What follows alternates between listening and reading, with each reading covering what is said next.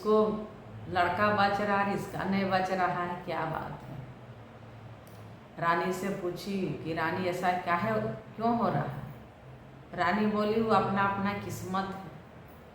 उसके बाद क्या हुआ कि जितिया का जिस दिन पारण था तो अपना बहन को खबर की कि सातों भाई को भेज देना, मेरे यहाँ निमंत्रण है। चालो बेचारी के दिल में छल नहीं था, भेज दिए। जाने के बाद में क्या हुआ कि सातों बेटा खिला पिला सुता, उसका अंगुरी काट दिया सियार। अरे 7 गो हाड़ी में भर के बहन के यहाँ भेज दिया कि संदेश हम भेज रहे हैं। जित महान बाबा के दया से सातों बेटा सब अंगुरी हो गया। बेटा गया घर, बोला माँ मौसी क्या भेजी। बोली बेटा देखो 7 हांडी में क्या है। देखता तो दहियोरी है। सातों बैठ के खाने लगा। फिर जीती आया, फिर बोला कि उसको फिर उंगली होगी, अभी कुछ नहीं। उस सातों लड़का को कलेजा निकालेंगे। फिर निमंत्रण दिया, फिर सातों बेटा को गया वहाँ। अभी सातों को कलेजा निकाल के हिलसा पका के दिया। सोचा अब ख़त्म हो जाएगा। बस जित महान बाबा के दया से फिर सातों जिंदा हो गया। अपना घर गया, बोला माँ मौसी क्या भेजी। बोला बेटा देखो कौन क्या चीज़ है हांडी में। वो देखता है तो हिलसा है। सातों बेटा खाने लगा। बोला बाप रे इतना किए तो यही नहीं ख़त्म हुआ। ठीक है, अब बार फिर तीसरा बार हुआ जितिया का पारण। फिर अपना बहन को बोली बहन सातों भाई को भेज देना, मेरे यहाँ निमंत्रण है। बोला ठीक है। फिर सातों बेटा को अपना भेज दिया। उसको खिला पिला सुताया। उसके बाद उसको सातों के मूड़ी काट दिया। मूड़ी काट के फिर 7 हांडी में वो भर के भेज दिया। जित महान बाबा के दया से सातों के फिर जिंदा हो गया और तार बना के भेजा। फिर सातों बेटा गया, बोला माँ मौसी क्या भेजी।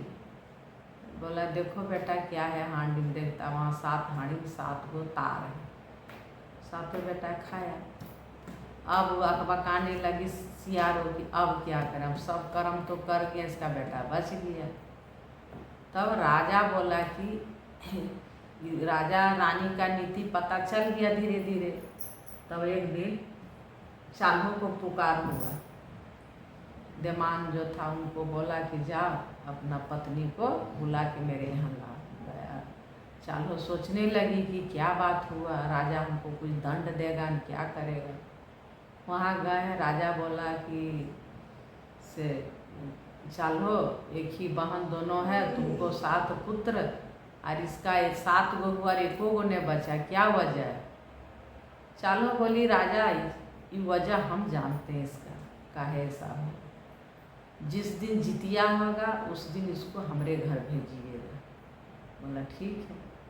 बस जिस दिन जितिया हुआ नमाज संता सियारों पे करवाई चालो। उसके बाद उस घर में उपास दिन, जिस दिन उपास था उस दिन चालो का किया, बहन को अपना एक रूम में बंद कर दी कि अब यहाँ से तुम नहीं निकल पाएगी, क्योंकि हर एक जितिया मुर्दार खा के आता था।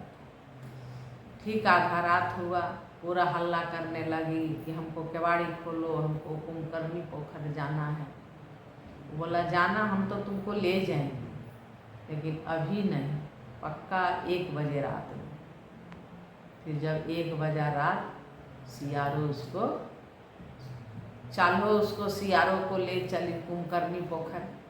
वहाँ जाके ठेवना भर पानी में गई, एक दल मारी धोना के ऊपर, एक दल मांसू गल गया।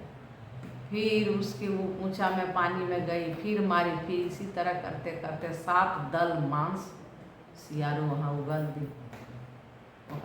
उसके बाद उसका फिर भगवान दयाजित महान के दया से उसको पुत्र हुआ। फिर पुत्र बचने लगा। राजा को सब चालो कहानी सुना दी, ऐसा ऐसा ही की, ऐसा इसको हुआ। लेकिन अब जो है इसका पुत्र सही से बचे। उसी राज्य में वही राजा के राज्य में एक ब्राह्मणी रहती थी। ब्राह्मणी रहती थी तो जब ब्राह्मणी के शादी करके आई तो उनका पति डेथ हो गया था, पंडित जी।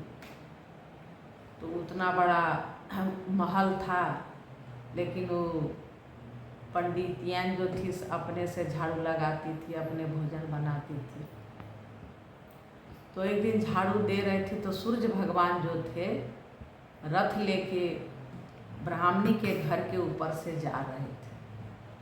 तो देखें कि इतना 3 बजे भोर को झाड़ू लगाना, इतना साफ सफाई करना, बस सूर्य भगवान को लघु शंका लगा और वहीं पर वो लघु शंका कर दी। करने के बाद क्या कि वहाँ एक गेंधारी के साग जन्म दिया। गेंधारी के साग जब जन्म हो गया तो पंडियन जी सवेरे फिर झाड़ू लगा रहे थे तो देखिए एक मात्र में एक ही गेंधारी साग है। बोली बहुत अच्छा ही साग है, इसको तोड़ के हम खाएंगे और किसी को नहीं देंगे। बस वो साग तोड़ के ब्राह्मणी बनाई और वो अपने खाए। खाने के बाद क्या हुआ कि सूर्य भगवान के शक्ति से उनका गर्भ में जितमहान का सृष्टि हुआ। अब तो पंडियन जी सोचने लगी कि दुनिया हमको क्या बोलेगा, घर से नहीं निकलती। ये प्रभु की माया। जिस दिन जितिया का दिन था, अष्टमी के दिन जितमहान का जन्म हुआ। जब जन्म हुआ तो जितमहान 5 साल के जब हो गए तो जाएं तालाब नहाने के लिए। माई के नाम बोल के डूबते थे, बाप के नाम जानबे नहीं करते थे, उठ जाते थे। जितना वहाँ बच्चा लोग था सब उनको बहुत मतलब टोंट मारते थे कि इसका बाप ही नहीं है, बिना बाप का बच्चा है। तो जितमहान बाबा का किए, घर आए और चुपचाप सो गए। माँ बोली कि बेटा उठो, भोजन करो। कुछ नहीं बोले। फिर उठाएं, बोला माँ हम भोजन नहीं करेंगे, पहले ये बताओ कि मेरा पिता कौन है।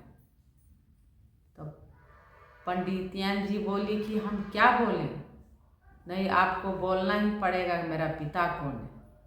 तब वो बोल दिए कि जो सूरज भगवान उगे हैं वही तेरा पिता है। बोले ठीक है। ठीक दूसरे दिन जैसे सूर्य का रथ निकलने लगा भगवान सूर्य का, तैसे जितमहान जा कर के उनका रथ पकड़ लिए। अब पूरा संसार में अंधकारमय छा गया। त्राहिमाम त्राहिमाम कि कौन ऐसा बच्चा जो कि सूर्य का रथ रोक लिया है।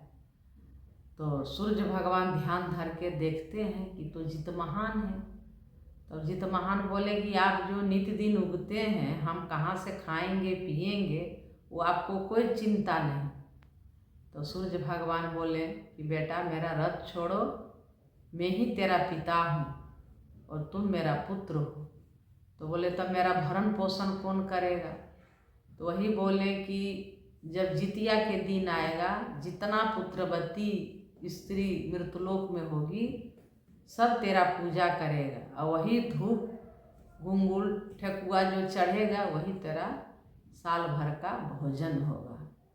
इतना ही कह के जितमहान बाबा वहाँ से आए। आकर के अपना माँ को बोले कि हे माँ, जितिया पर्व आ रहा है, तुम जितिया पर्व करो और वही धूप घुंगुल जो चढ़ेगा जलेगा वही मेरा साल भर का भोजन होगा। बस उसी दिन से जितना सब पुत्र बती नारी थी मृतलोक में, सब कोई जितिया पर्व करने लगा। जितमहान बाबा के कृपा से सबको घर संसार भर गया।